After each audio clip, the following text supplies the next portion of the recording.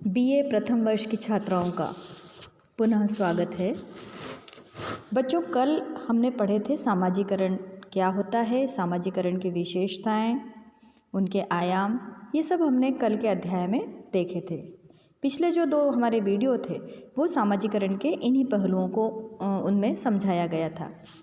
आज हम समझेंगे बच्चों सामाजिकरण के सिद्धांत। जैसा कि मैंने आपको सामाजिकरण पढ़ाते हुए बताया भी था कि हमारे कोर्स में स्व के सिद्धांत हैं और 3 जो समाजशास्त्री हैं उनके सिद्धांत हमारे कोर्स में हैं।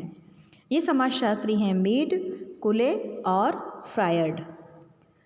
आज के इस पाठ में हम बच्चों मीड का सिद्धांत और कुले के सिद्धांत को समझेंगे। व्यक्ति का सामाजिकरण किस प्रकार से होता है, इसे जानना एक महत्वपूर्ण प्रश्न है और बहुत सारे समाजशास्त्रियों ने और मनोवैज्ञानिकों ने इस पर विचार भी किया है ना। तो ये सिद्धांत आत्म या स्व के विकास के आधार पर विकसित किए गए हैं। स्व या आत्म को समझाते हुए डेविस कहते हैं कि स्व सामाजिकरण का केंद्र बिंदु है। इसका उद्भव और क्रमिक विकास होता है और इस ज्ञान के बाद ही व्यक्ति को व्यक्तित्व मिलता है। इस स्व का विकास बालक के अन्य व्यक्तित्व के संपर्क में आने के बाद ही होता है। यह संपर्क पहले शारीरिक स्तर पर होता है और उसके बाद अनेक स्रोतों द्वारा शिशु में स्थायित्व और निरंतरता आती है।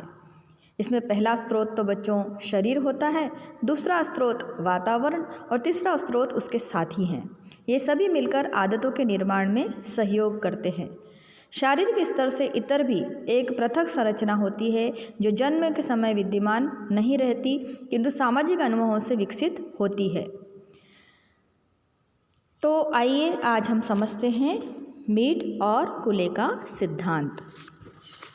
पहले समझते हैं हम मीड का सिद्धांत। G.H. मीड ने माइंड, सेल्फ एंड सोसाइटी में सामाजिकरण का सिद्धांत दिया है। सामाजिकरण के सिद्धांत विषयक विचारों में मीड के मत में आत्मचेतन यानी स्व सेल्फ की संरचना का आधार है जो सामाजिक अंतःक्रिया के कारण उत्पन्न होती है। इसे स्व के विकास के संबंध में मीड का मानना है कि इसकी उत्पत्ति और विकास सामाजिक अनुभवों और क्रिया की प्रक्रिया से होता है। जन्म के समय बालक एक जैविकी प्राणी मात्र होता है जिसमें बौद्धिक क्षमता का अभाव होता है। उसकी क्रियाएं उस समय आंतरिक प्रेरणा से प्रेरित होती हैं, पर जैसे जैसे बच्चा बड़ा होता है और समाज के संपर्क में आता है तो समाज के संपर्क के कारण उसमें नई समझ आती है। उसे लोगों के साथ किस प्रकार व्यवहार करना चाहिए या लोग उससे कैसे व्यवहार की अपेक्षा रखते हैं, इस स्थिति की भाषा उसमें विकसित होती है ना। और इस स्थिति में भाषा आवश्यक होती है। भाषा की सहायता से ही बालक दूसरों की भूमिका को अपनाता है। आइए एक उदाहरण के द्वारा समझते हैं। बच्चा खेल में दूसरों की भूमिका को अपनाता है। स्वयं पिता या माता बनकर गुड्डे गुड़ियों को प्यार करता है, उसको दूध पिलाता है, नहलाने का कार्य करता है। माता पिता उसके साथ जैसा व्यवहार करते हैं वैसा ही व्यवहार वह अपने गुड्डे गुड़ियों के साथ करता है। दूसरों की भूमिका का निर्वाह बालक अपने द्वारा करता है क्योंकि बालक का स्व दूसरे लोगों के व्यवहार से प्रभावित होता है। इसे मीड ने सामान्यीकृत अन्य की संज्ञा दी है। सामान्यीकृत अन्य क्या है बच्चों? आइए आपको ये भी समझा दूं। सामान्यीकृत अन्य का अर्थ किसी व्यक्ति की स्वयं के बारे में उस धारणा से है जो दूसरे लोग उसके बारे में रखते हैं। इसे इस प्रकार भी स्पष्ट किया जा सकता है कि दूसरे लोग उसके बारे में जो अपेक्षाएं रखते हैं और उसके बारे में जो निर्णय लेते हैं उसका अभ्यंतरीकरण बालक कर लेता है। उसे ही हम सामान्यीकृत अन्य कहते हैं। मीड ने आत्मचेतना के विकास को स्पष्ट करने के लिए बच्चों 2 शब्दों का प्रयोग किया है ना। कितना का प्रयोग करा? 2 शब्दों का, है ना।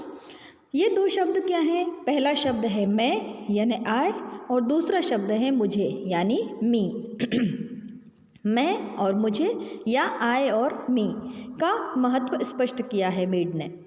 मैं से तात्पर्य है व्यक्ति द्वारा दूसरों के प्रति किए जाने वाले व्यवहार से है और मुझे से तात्पर्य व्यक्ति द्वारा किए गए व्यवहार पर दूसरों की प्रतिक्रिया से है जिसे वह जो है अभ्यंतरीकृत करता है।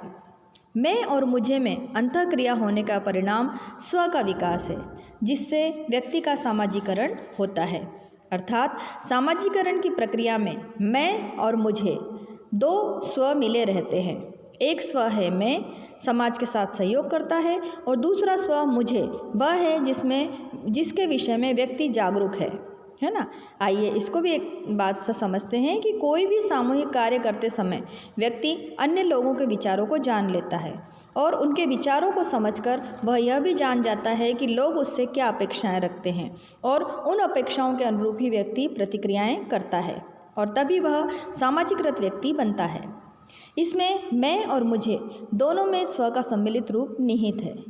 दूसरे शब्दों में इसे इस प्रकार स्पष्ट किया जा सकता है कि सामाजिकरण की प्रक्रिया में मैं और मुझे के मध्य अंतःक्रिया होती है, जिससे स्व का विकास होता है। यदि व्यक्ति दूसरों के व्यवहारों के अनुरूप व्यवहार नहीं करता तो उससे उसका व्यक्तित्व सही रूप में विकसित नहीं होता, और संघर्ष से बचने के लिए आवश्यक है कि मैं और मुझे को इस रूप में स्वीकृत किया जाए, जिससे व्यक्ति के स्व का विकास हो सके, है ना। हम संक्षेप में इस बात को यह भी कह सकते हैं कि मीड के मत में सामाजिकरण का तात्पर्य स्व का विकास है। स्व की उत्पत्ति सामाजिक अनुभव, सामाजिक अंतःक्रिया से होती है, जिसके लिए भाषा का ज्ञान होना आवश्यक है।